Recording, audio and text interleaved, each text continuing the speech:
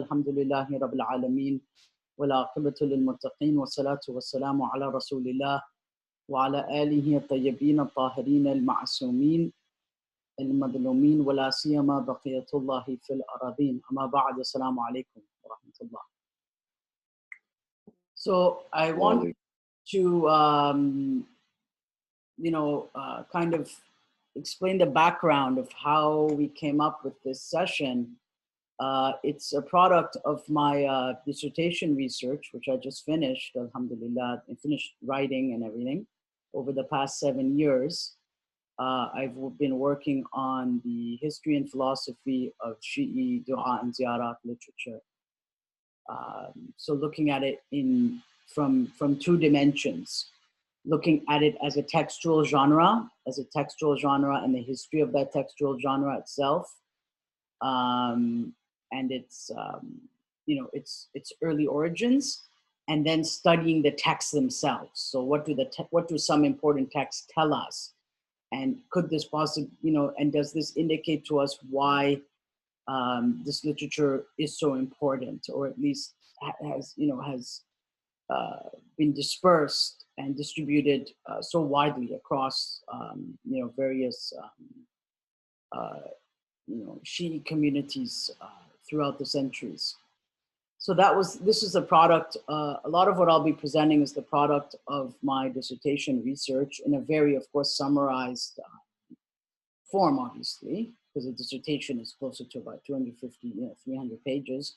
But this is essentially a product of those years of research. So I wanted to begin here by basically, again, discussing the journey to the subject and why I think the subject is important. Prayer and dua, reflects, as I always speak to, when I'm giving an introduction to Islam lecture or I'm speaking to people, theology is very abstract. The belief in God, the belief in his messenger, belief in all these theological concepts or dogmas or aqidah, whatever you want to call it here, they're abstract, right? They're essentially, they're essentially articles of belief, which have certain evidences for it, which people read in books, or they study, or they go to a Sunday school, or their parents taught them about it, or however it is that they came about this knowledge. But the demands of faith is to draw near to the divine. And that can only be done through a life of devotion. And thus prayer becomes perhaps one of the truest manifestations of theological conviction. That when someone prays to God, they're not only believing in him, but they're reflecting that belief in a lived theology, or what I call a devotional theology. I don't call it devotional theology, but it's used in other disciplines, especially in Christian and Jewish studies as such. So one of the ways that faith and the faith in the divine, or whatever religious precepts one holds to, one of the ways that it survives is through devotion, and particularly through prayer. And thus it's ubiquitous across religious tradition. And it gives meanings in moments of darkness. I have a wonderful book on prayer from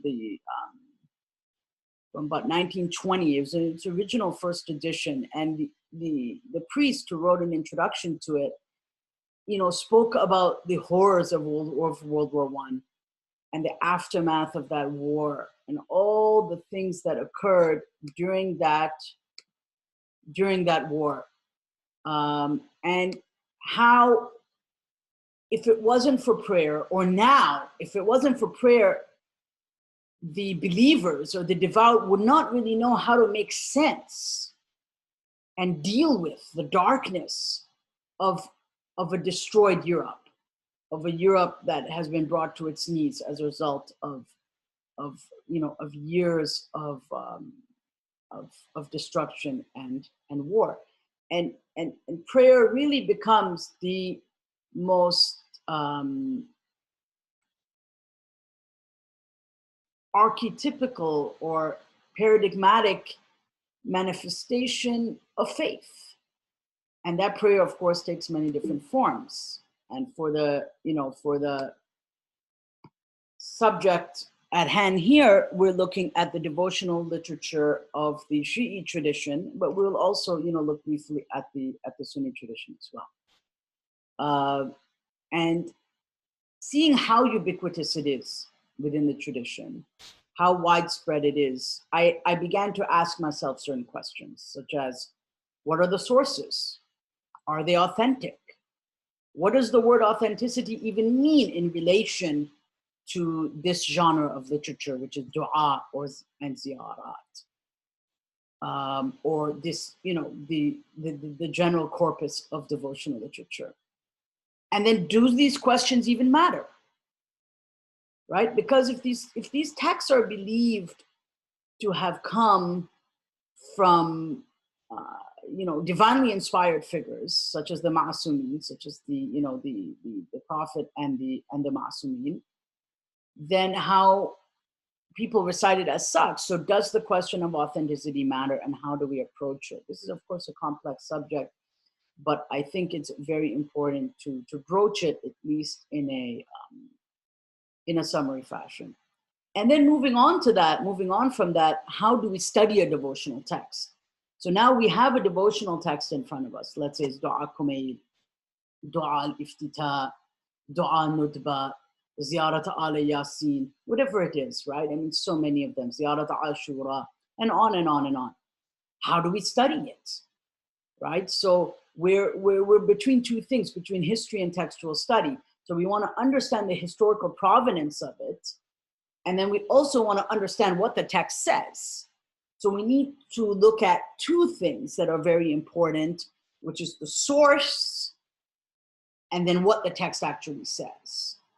And then weigh it out and see which one is more important, or are they equally important to one another? And I'm not going to endeavor to give a final answer to these questions, because these are questions that we discuss, definitely at the level of our Kharij studies and things like this, which we obviously are discussed by great scholars, right? But, between the importance of a sanad or an isnad versus the nas and the text that is in front of you, or the matan that is in front of you, or balancing both.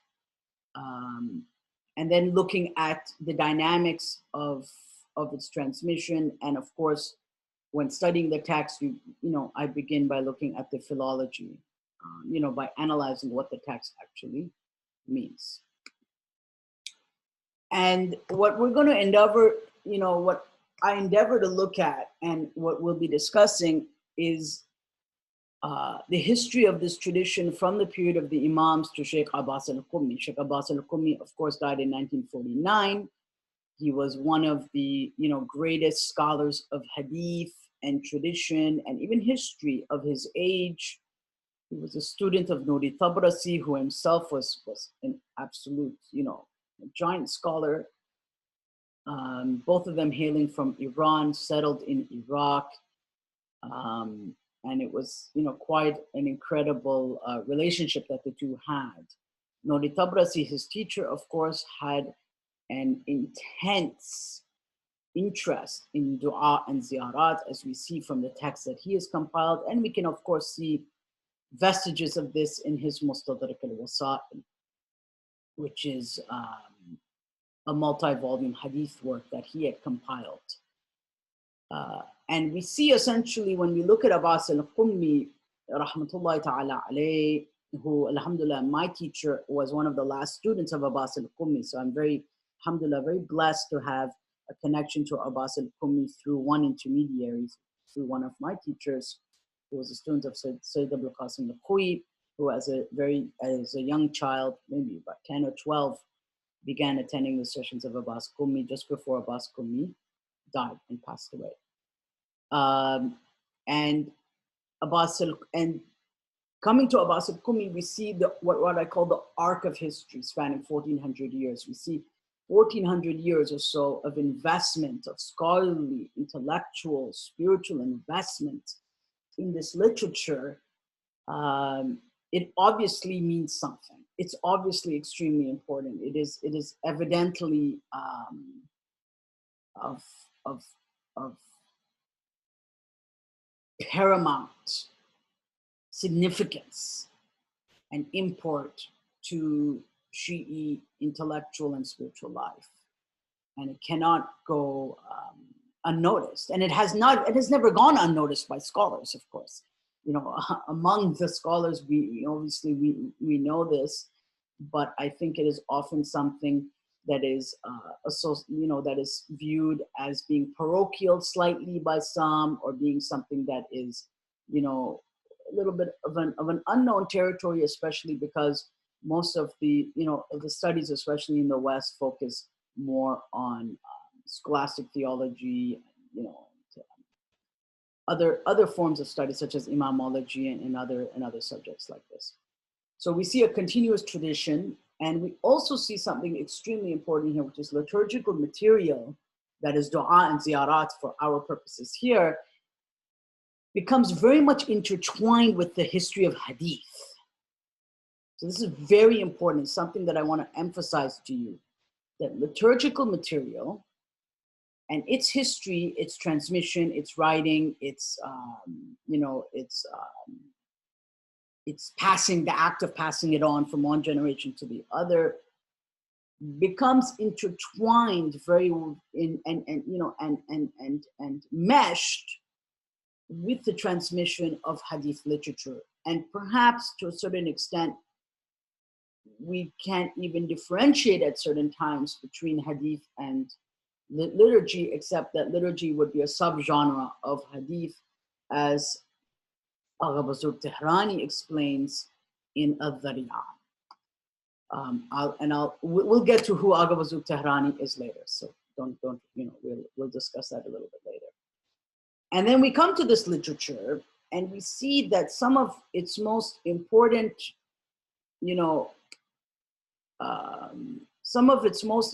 aspects is the fact that there is efficacy, that it seemed to be efficacious and to be imbued with spiritual charisma.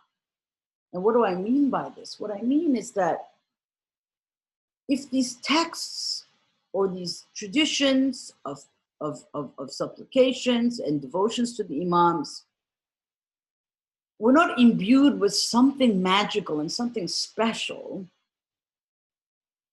they probably wouldn't have survived this long. You know, it is the perceived efficacy and effect and spiritual effect of these prayers that that cause the faithful to become endeared to this literature. And we'll talk a lot more about that as our discussion goes on. There's a lot more to be discussed about this, but these are some of the very important introductory notes that I wanted to raise with you all. And then a question comes up immediately, which is, well, okay, the Shia tradition has dua and ziyarat. Okay, how is that special? What's so special about that? The Sufis have that. Mainstream Ahlul Sunnah have that. The Sufis have it. Whether it be the Shadaliya, the Qadiriya, Ibn Arabi, and others. There's so many books that they have of supplications. Now, the answer to that question is, so is it similar to Sufi liturgical material? And the answer is yes, it is similar to any kind of supplicational material. However, one of the things that we notice, especially firstly between the 12-verse Shii tradition and the Sunni tradition, the mainstream Sunni tradition, is the supplications that are contained within. We'll get to ziyarat later on, because that's a very different, that requires us, we'll look at that separately in another session.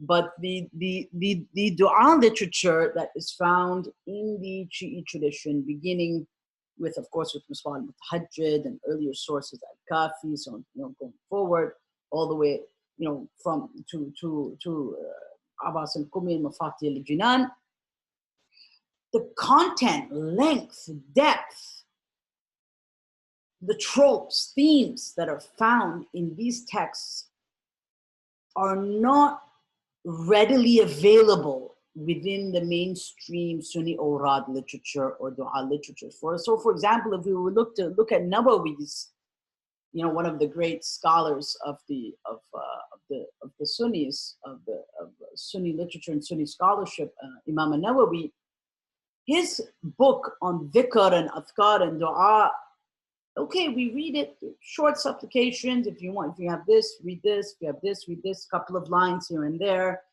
Or if we look at the Kitab al-Du'a of Ibn Abi Shayba, his Musannaf, or we look at other early literature, even from the 3rd century,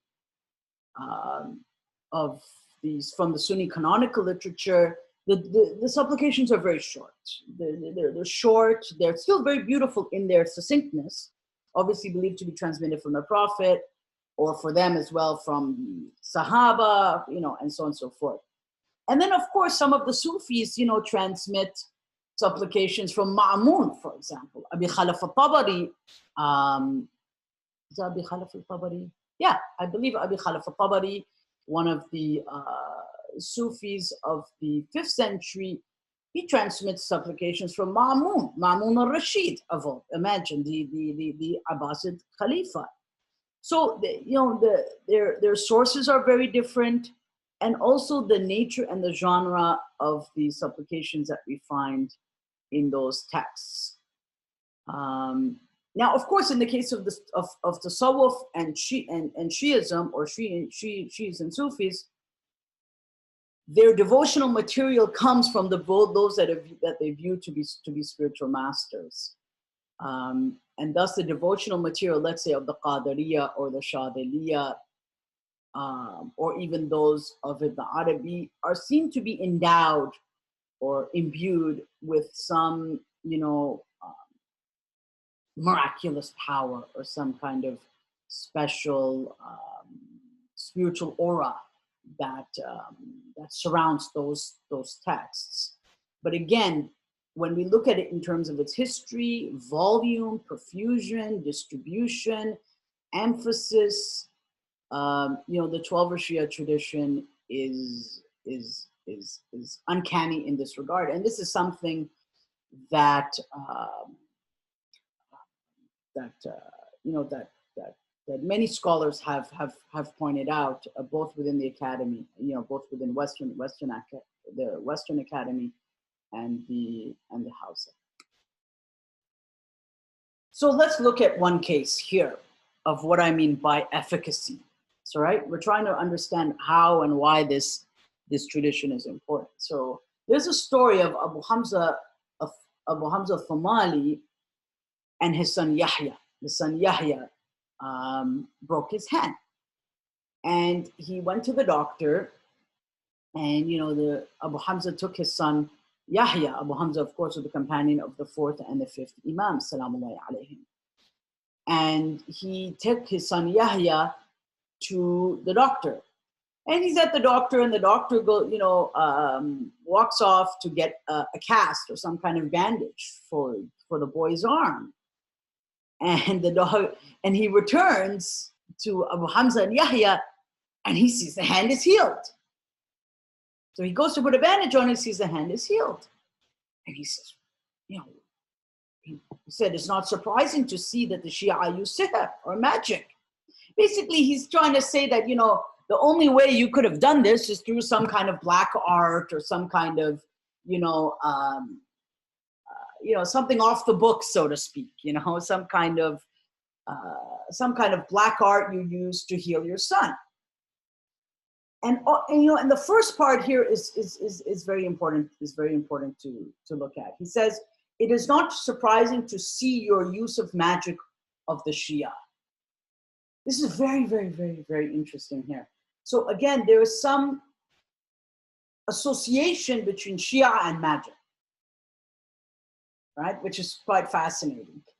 Or Shia and miracles, or Shia and the ability to perform, you know, certain things that would seem to be unnatural. And we know, obviously, that the companions of the Imams, salamullahi alayhim, could perform so many miracles, you know, Abu Basir and others, again, as a result of their souls and their hearts being exposed to the nur and the luminosity of their Imams. Salamullahi alayhim ajma'in. And Abu Hamza, of course, replies here that this is not magic. Rather, I recited the dua of Ali ibn Hussein, right? So I recited the dua of my teacher. And the dua was such that, you know, his hand was healed. And it's Ya Hayyul Ya Qayyum. It's a very long dua. And we won't, you know, we're not going to go through it here because right now we're trying to talk about the history and some of the reasons behind, you know, the important investiture that has been placed upon this literature. But nevertheless, we see a manifestation of spiritual charisma, right? And this is narrated, of course, in the Muhajjir Da'awat of Ibn Tawus, who we will get to later on to talk about who he is. So we see, again, a very important textual legacy, that there's a connection to the writing of tradition. What do I mean here? Again, I discuss this at length in my dissertation research, and in the forthcoming book. But my point is that after the death of the Prophet, there was a need to commit to memory not only the Quran, but his sayings. And as time went along, there were scholars that were teaching in places like Damascus, you know, Kufa, Basra, Makkah, so on and so forth, Medina, who were recording the traditions of the Imams, and their students were, or the traditions of the Prophet. So this is both for both Shiis and Sunnis to a certain extent. And they were recording these traditions. And we see that as they were recording them, they were reading them back to their teacher. The teacher would confirm, okay, that hadith is correct. Okay, no, maybe you didn't record the hadith correctly. And my contention here is that liturgy, which is dua and ziyarat for our purposes, and hadith were recorded simultaneously. Okay? So they were recorded and written down for posterity during the historical period of the A'imma, of the Imams, of the infallibles. And this tradition of writing among the Imams and their companions, especially among the Imams and their companions, because we read in the traditions that the Shia were known for writing traditions, right? And then there were, of course, groups from among, well, Sunnism obviously didn't exist at this time in its, we would say, proto-Sunnis, we would say, of what would become Ahlul Sunnah wa Jama'ah. But there were groups at that time where they're saying, no, don't write, right? And of course, Michael Cook discusses this at length in one of his articles, but the point is that, and of course, not only Michael Cook, you know, Sharif al-Din and many of our own great scholars, we don't obviously need to refer to Michael Cook here, but the point is that, you know, it's also referred to within the Western Academy. That this tradition of writing is extremely important, my dear brothers, and if there's any sisters listening as well, it is extremely important, and I really would like you to hone in here, because we know that they were committing to memory many of the ahadith of the Prophet, of the Imams, so on and so forth. And at the same time, the question is, can dua or ziyarat be placed in the same category as hadith in terms of the importance of recording it, writing it down, and preserving it for posterity? Now, some examples, of course, as you can see on the screen there already, are from Abu Hamza Thumali. Again, Abu Hamza Thumali is such an important character in the development of Tashayyu, but that's a different discussion for a different day. But, you know, Kulaini reports in the Rawda, in this, you know, in the final volume, which contains, you know, the letters and the sermons of the Imams, salamullahi alayhim, that the sermons of the Imam, for example, of Imam al-Sajjad, hufidha anhu wa kutiba, right? That they were memorized and written down, which is a very important point. So if Abu Hamza Thumali would record the sermons of the Imams in writing of Imam al-Sajjad, then why wouldn't he record his supplications? We'll get to that. And again, it's a countercultural legacy, as I said, because the tradition of writing as being a common practice among the majority of Muslims, or Muslim scholars, that is, there's the people who are partaking in the transmission of religious knowledge, these were a minority, perhaps. They were a minority, as it is argued. In fact, it is argued even that the Khawarij were among those who used to write. So I guess that's perhaps might be one thing that the Twelvers and the Khawarij have in common. Perhaps the only thing. But anyways, that is an interesting point. Now we come to the Sahifa Sajadiyya, or Sahifa Sajadiyya, which is believed to be composed by the fourth Imam. This is no doubt the oldest written text and surviving liturgical work of the Shii tradition. Its importance cannot be underestimated or overestimated, shall I say. It is, as my teacher, Sayyid Muhammad, Ayatollah Sayyid Muhammad Hussein al-Jalali told me, he was a student of Sayyid al-Khouyi, great student. He's written hundreds and hundreds of books. He told me that he endeavored to do three things in his life, in addition to all his works in fiqh and usul and history and so many other things. And I mean, in the hundreds of other books that he's written, he told me that there are three things that I always wanted to master. That is the Quran, Sahifa Sajadiyya, and Nahj al-Balagha, and Sahifa Sajadiyya.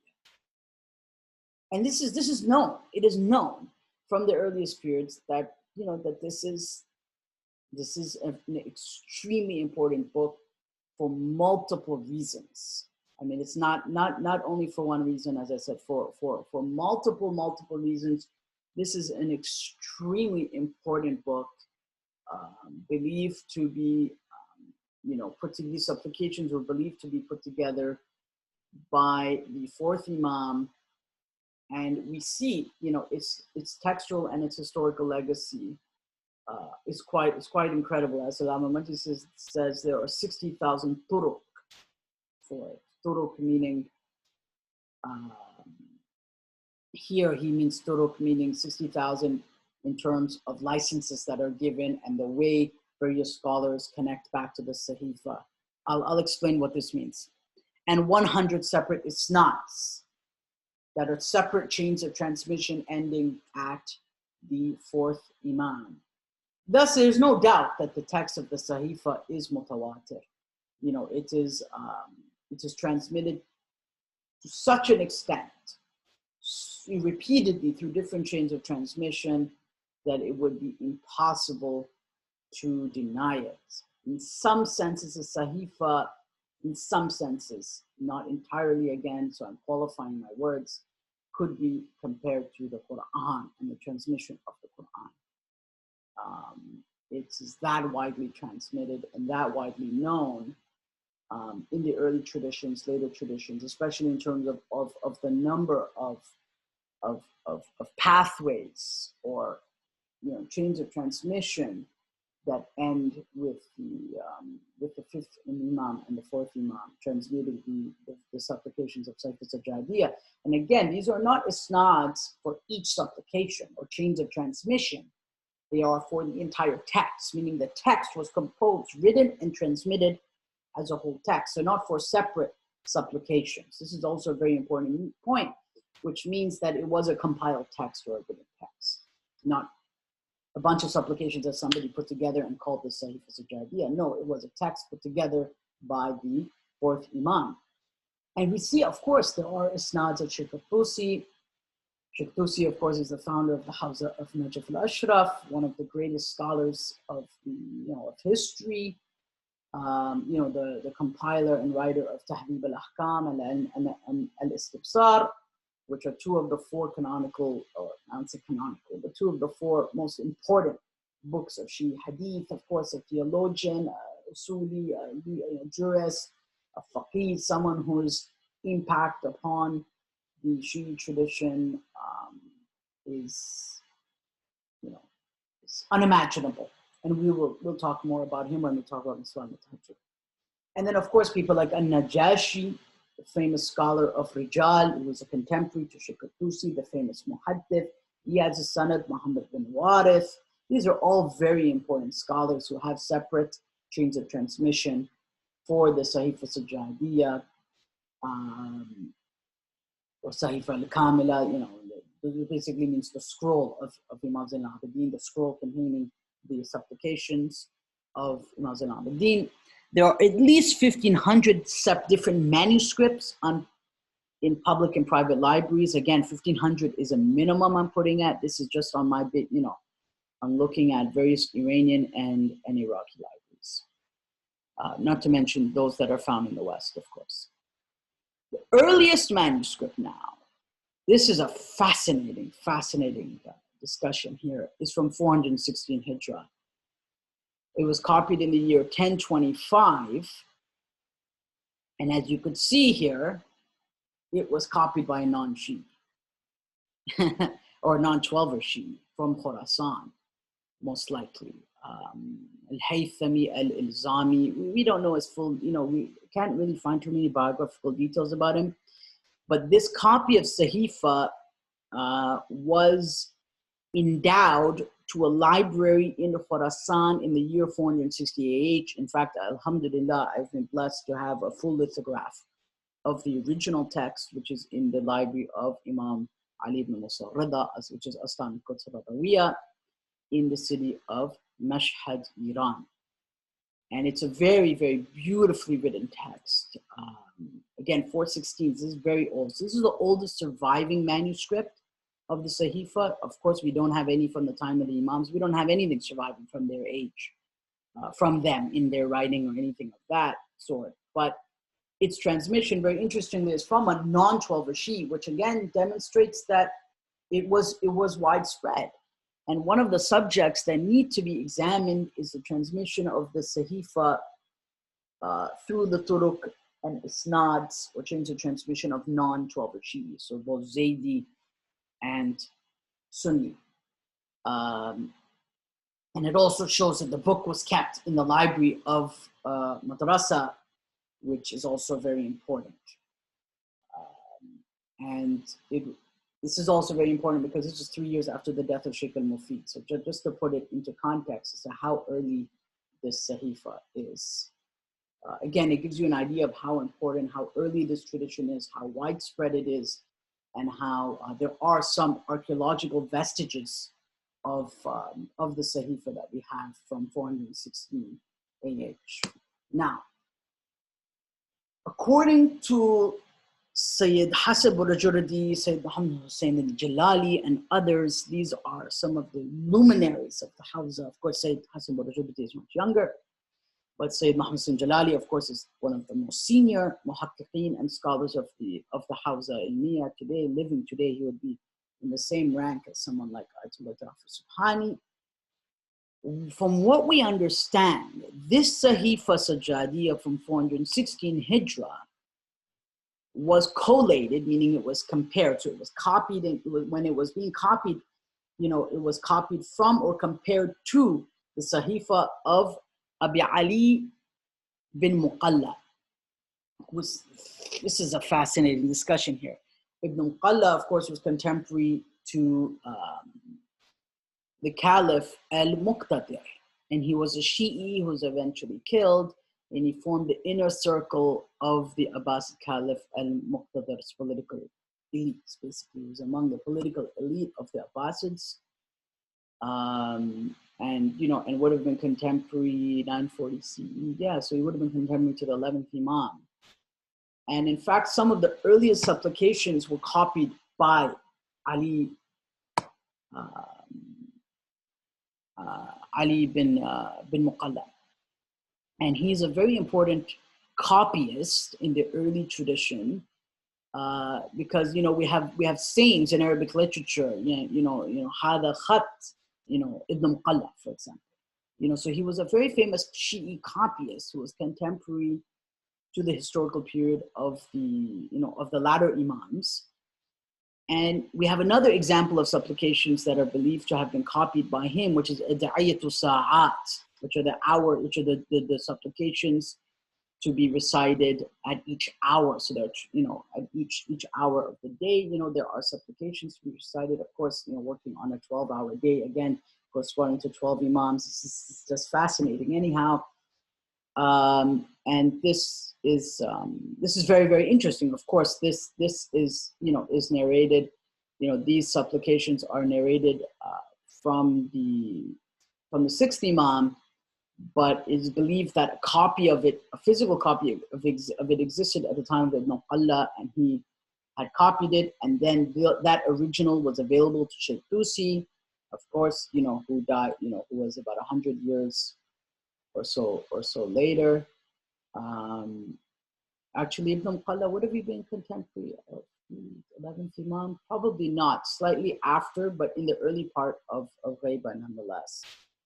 But nevertheless, he was an extremely early writer, and having literature from that period is very important, or at least having dua and supplication literature that can be reasonably traced to that extremely early written tradition is very important. And then one of the examples is Da'iyatu Sa'at. Again, it gives us an early history of the transmission of this literature and how important it is, and how it was transmitted and preserved for posterity. The most famous manuscript today, of course, is the Shahid al-Awwal manuscript. Shahid al-Awwal died in 1384. He was one of our greatest fuqaha and theologians from South Lebanon. He died in the year 1384. Sorry, how do I go back?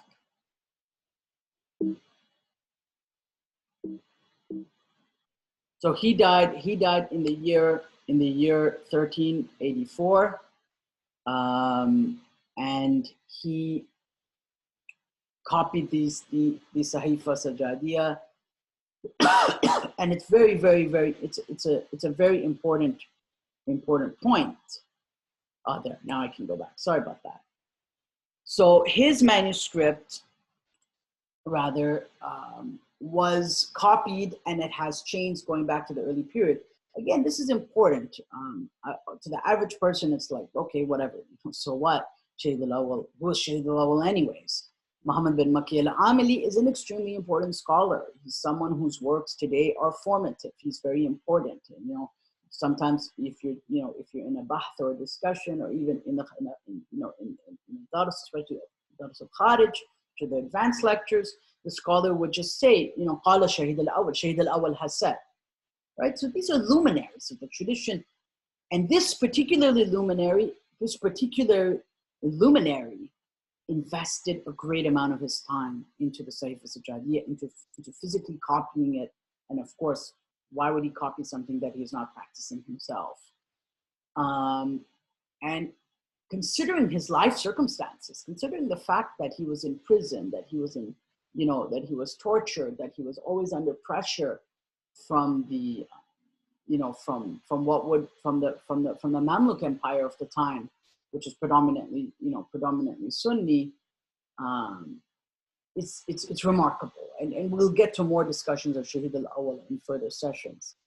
But this is extremely important, of course, right? And it is also it's extremely important that this manuscript has been preserved.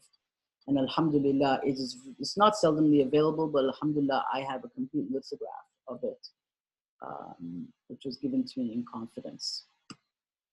So this is page 1 of it. So I've uploaded a copy of my own copy of it here. This is the Lucknow. This is actually found in India. So the manuscript Shahid al-Awwal of the Sahifa is found in Lucknow, India, and Madrasat Mumtaz Ulama, and it's very beautiful. And you'll see at the bottom, if I'm pointing here, it says Naqaltu هذه الصحيفة من خط علي ibn Sakun al-Hilli, right? So it's written there in the middle where he says that I have transmitted, again, this is the actual handwriting, mashallah, subhanallah, of Shahid al-Awwal himself, where he says here that I've transmitted this transmitted this Sahifa from Ali ibn Sakun al-Hilli, And of course, this is very important. So I'm just giving you an idea. This is one of the first pages of the manuscript. Of course, it's quite hard to read. As you can see, Shahid al-Awwal did not write with any diacritics. It did not write with any dots. Of course, that is how classical Arabic is written, of course. So those who want to study these things would have to, of course, understand, be able to navigate themselves through this, of course. And then, of course, he also says, وَنَقَلْتُ هَذِهِ الصَّحِيفَةَ مِنْ خَطْ عَلِي ibn Ahmad al-Sadid, right? And then he talks about another person who he transmitted the Sahifa from. So the Isnad of Shahid al-Awwal is based on the copy of Ali bin Muhammad al-Sakun al-Hilli and Ibn Idris al-Hilli. Both were extremely important Shii scholars of the 6th century. Again, the point of this is not to just bombard you with information, but to explain to you that this is an extremely important tradition. It is a rich tradition. It is a tradition in which some of the greatest scholars of jurisprudence, of theology, of grammar, of history have invested themselves in this tradition of dua and ziyarat. We will get to ziyarat later on, but ziyarat equally to dua and dua equally to ziyarat. In copying, preserving, editing, on and on and on and on. This is very, very important. This cannot be anything, this is rather far from being anything that can be deemed as parochial or, something relegated to the interests of the masses. This here is a Sahifa copied by al-Qaf'ami. Of course, Qaf'ami died in 1494, I believe. I can't see the full slide there, but nevertheless, he died around that time. He's an extremely important scholar, Ibrahim al-Qaf'ami. He was a scholar of jurisprudence. He has, of course, his own 2 books, the Misbah and Balad al-Amin, 2 of the very important books of dua literature. Al-Qaf'ami, of course, has his own hand copy of the Sahifa. Again, none of these pictures, of course, are not available online. These are my own copies of the text, either lithograph or original. And this is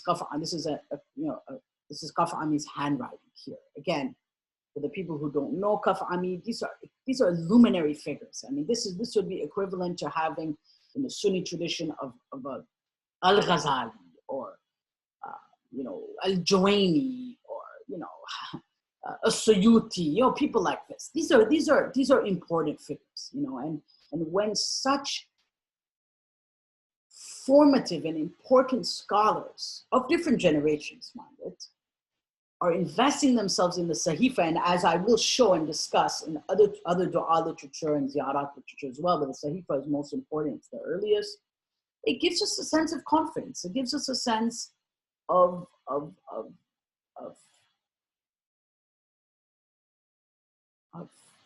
importance. I mean, maybe I have to think of the right adjective to use here, but it definitely gives us a sense of trust when we look at what our scholars have done. And mashallah, if they had not done this, if they had not invested their time into writing these manuscripts, copying these manuscripts, transmitting them all the way from the historical period of the Imams themselves, we wouldn't have them today. We would not have them today. And thus this history, we owe them a debt of gratitude. We owe them that respect. We owe them that sense of honor. Of course, we don't, they're not infallible, obviously, right? They're all fallibles, but their contribution to the tradition should not be underestimated. And likewise, those scholars, like al-Qaf'ami, Sayyid Muhammad bin Muhammad Qadim al-Yazdi again, right? So let me just pull out his shajara here. This is what you're looking at here is a shajara, okay? This is the original here. Again, this is not available online. His great-grandson gave it to me as a gift recently. Sayyid Ali Tabatabai, the son of Sayyid Abdul Aziz Tabatabai.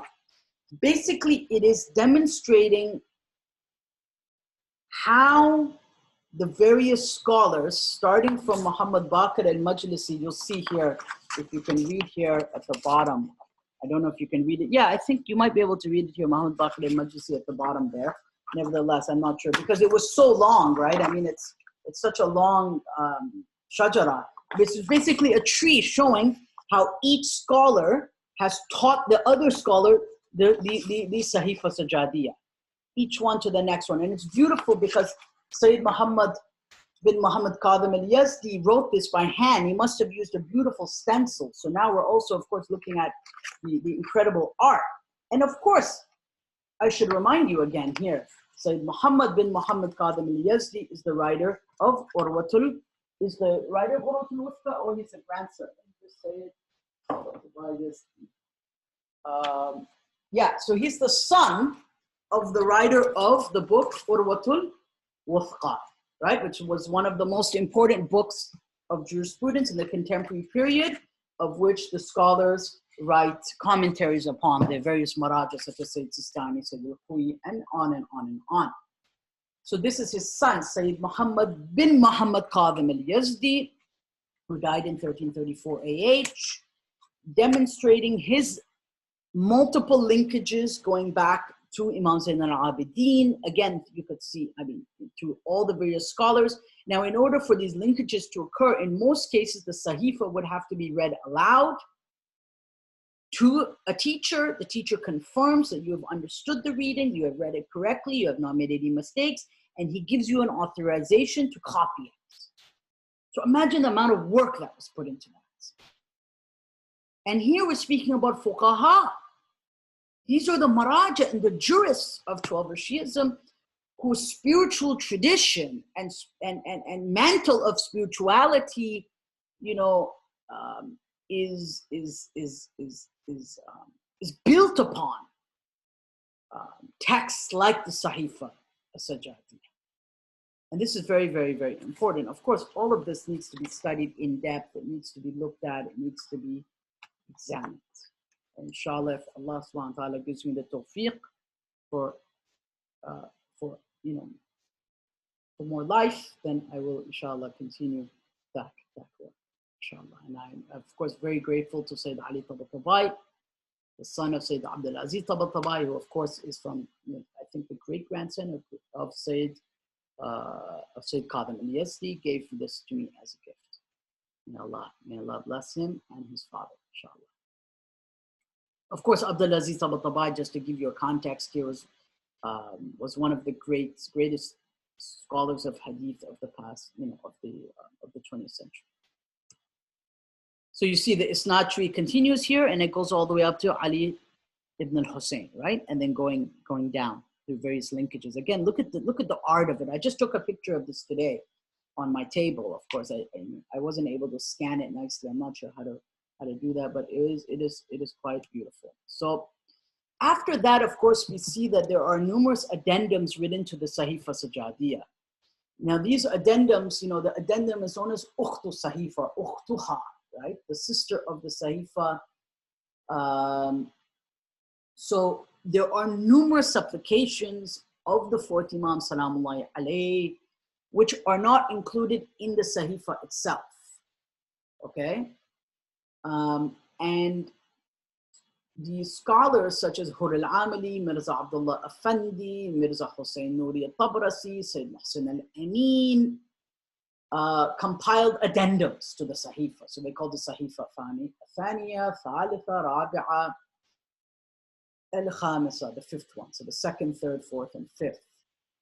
So these are not to be confused with these Sahifa Sajadiyah. Again, these Sahifa Sajadiyah has differences amongst itself, between the Shii al-Awwal manuscript, the 416 AH manuscript. There are differences between whether it's 46 supplications, 53 supplications.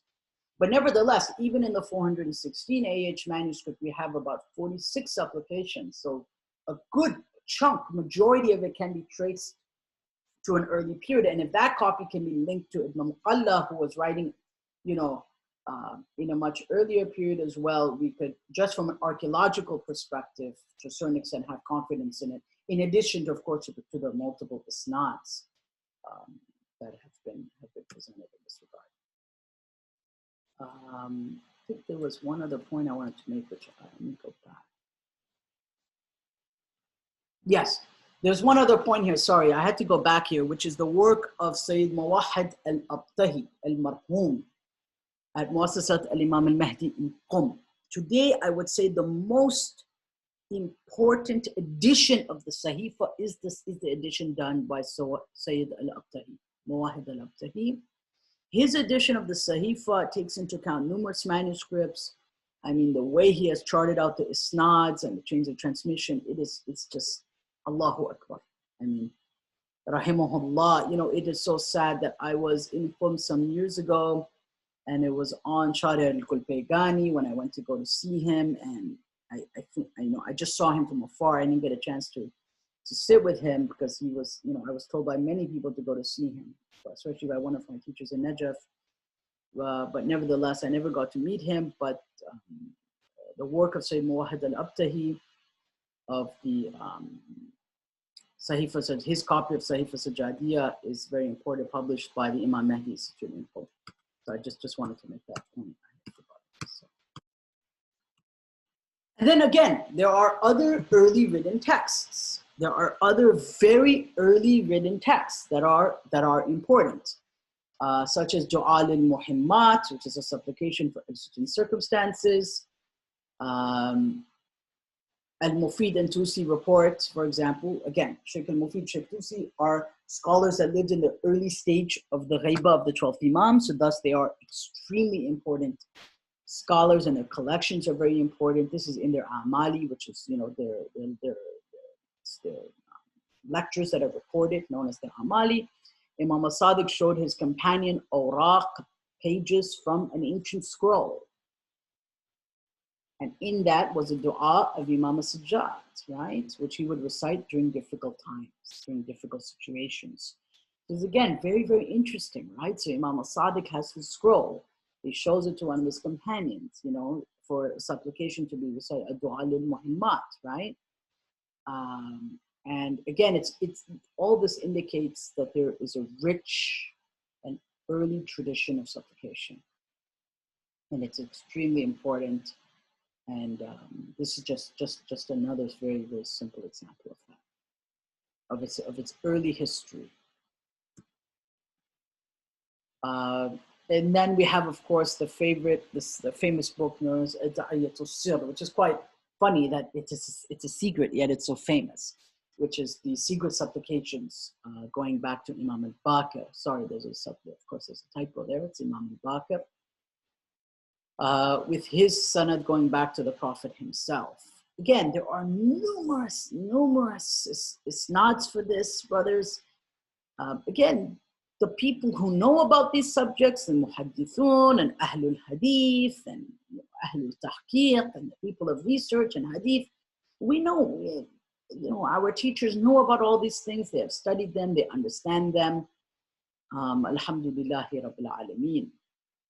And, you know, we have isnads going from Sheikh Tusi, from Ibn al-Qada'iri, the famous Rijal scholar, you know, who died in 1058 for this particular collection of supplications transmitted from Imam al-Baqir going back to the Prophet. You know, I have a copy of a manuscript from the Ataba al-Abbasiyya, from the Haram of Hazrat Abbas, Abi Fadl al-Abbas, salamullahi alayhi. Manuscript 1365, again has a unique isnad or sanad for this via the most important authorities of the Shia tradition, transmitting this collection of supplications known as Da'iyat al-Sirr, or the supplications, you know, secret supplications. I guess not so secret anymore. But again, this is this is, you know, vitally important aspect of communal memory. That there's a memory that the people of scholarship and hadith and knowledge are on this journey. They're on this journey of knowledge and this journey of trying to develop, obviously, to rid themselves of negative attributes and fill themselves with positive attributes, spiritual attributes. And that, of course, is the path of suluk and, you know, and wayfaring and journeying to our divine destination. And along the way, these things become very important for them. So there's not much that we know about these scholars in terms of their spiritual life. People like Shaykh ibn al-Ghada'iri, what do we know about? We know that they were jurists, that they wrote in theology, and to the average person, they're, you know, I mean, I won't say the average person, but to many people, it's boring. I mean, you know, it's very scholastic, and it's not, except for the people that are very interested, that work in these subjects, you know, the life of Shaykh Tusi and Ibn al-Qada'iri and their compositions don't really appeal to the, you know, to the average person. However, they are responsible for transmitting and preserving some of the most important collections of supplications. And we will, of course, talk more about that later in our next session. Now we come to Dua Joshan as-Saghir. We will start our discussion on this and then finish it in our next session if we can. But let's begin that discussion. Sallu ala Muhammad wa ala Muhammad.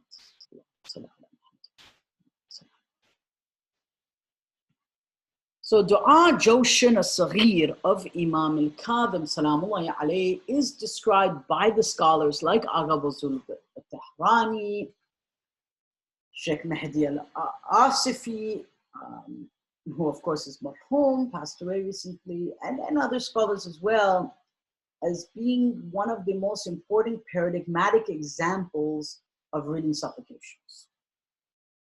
Before I get to the supplication itself, I want to demonstrate to you how important it was to the scholars of formative Shiism.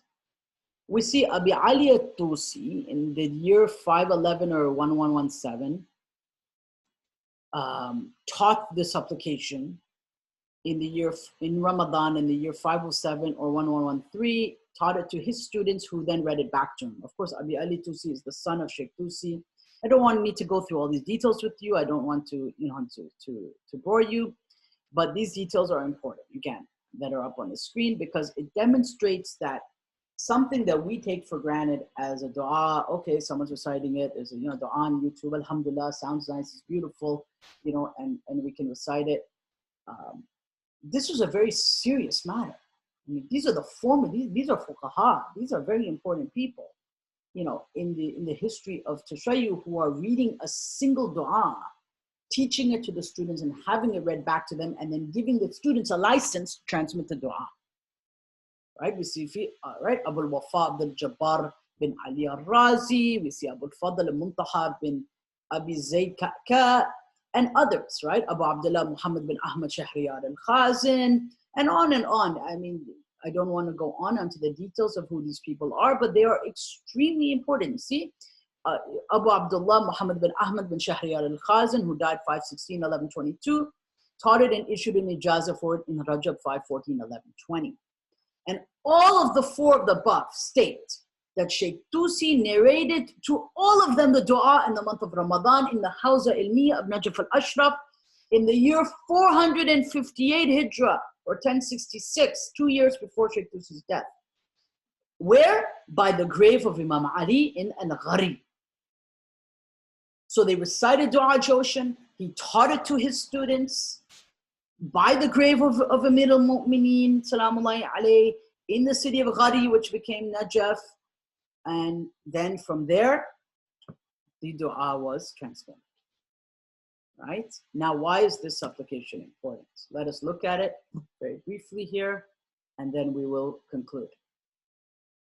The supplication has what is known as a golden summit, right? That, you know, with regards to the various turuq going back, you know, the various pathways that are going back to Imam al-Kadhim. And this supplication was recorded by the Imam's companions. And they would sit in his audience, they would hide tablets in their sleeves, and when the Imam would begin, they would write it down on soft black tablets, right? Al-Lawah, right? And they used to hide it fi akmamihim, right? In their sleeves, their writing instruments, or amyal.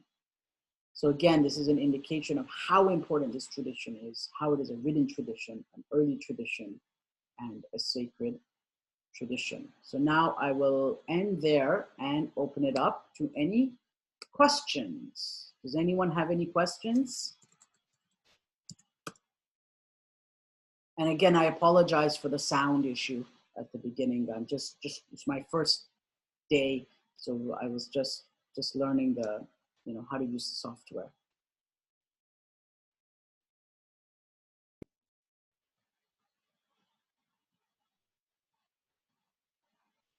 Any questions? I don't have a question. Yes. Go ahead. But, this was very well put together. I enjoyed this.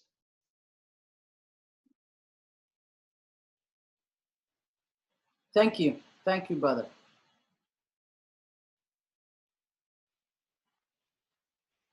Thank you.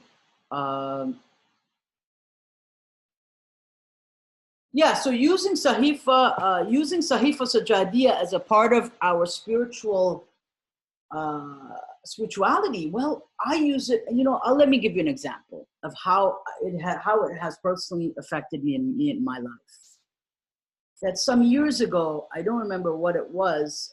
Yes, my brother-in-law had was ill some years ago. May Allah, give him a long life and protect him.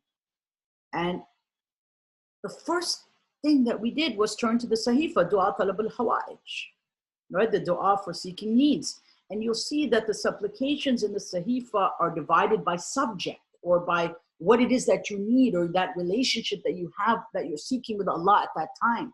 Whether it be repentance, whether it be just to praise Allah, whether it be just to stand in admiration of Allah, of those who, of the Prophet, the life of the Prophet, whether it be, for your children, for your parents, so use the Sahifa as a guide for your life. Recite it from it every day, or if you want to focus on akhlaq one day, recite Dua Makaram al-Akhlaq and read it slowly. And of course, the English translation of William Chittick is excellent, so you can read along, because the Arabic is profoundly difficult, of course, unless someone is extremely trained in classical Arabic literature, and especially the supplications of the Imams of Ahlul Bayt.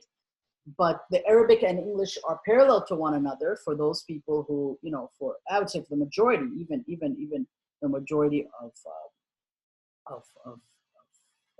native Arabic speakers might even have difficulty with the Arabic. But reading the English translation is very useful, and using the various supplications that are there for the various things that we encounter every day, right? Seeking our needs, repentance, akhlaq.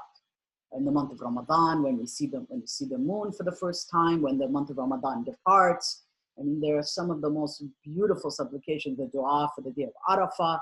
There are so many gems in that sacred text that we can benefit from, inshallah. Any other questions?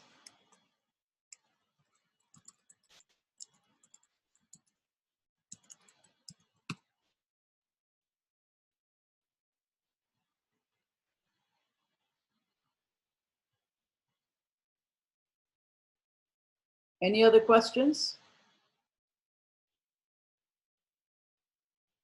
If there's no other questions, then we can conclude. And I will upload the self-assessment shortly for today. So if there's no other questions, inshallah, I hope we can meet in the next session next week, inshallah, next Saturday at the same time. And I hope that the mic that I'll be able to get the microphone working soon, inshallah. Okay, everybody take care. Assalamu alaikum wa rahmatullahi wa barakatuh.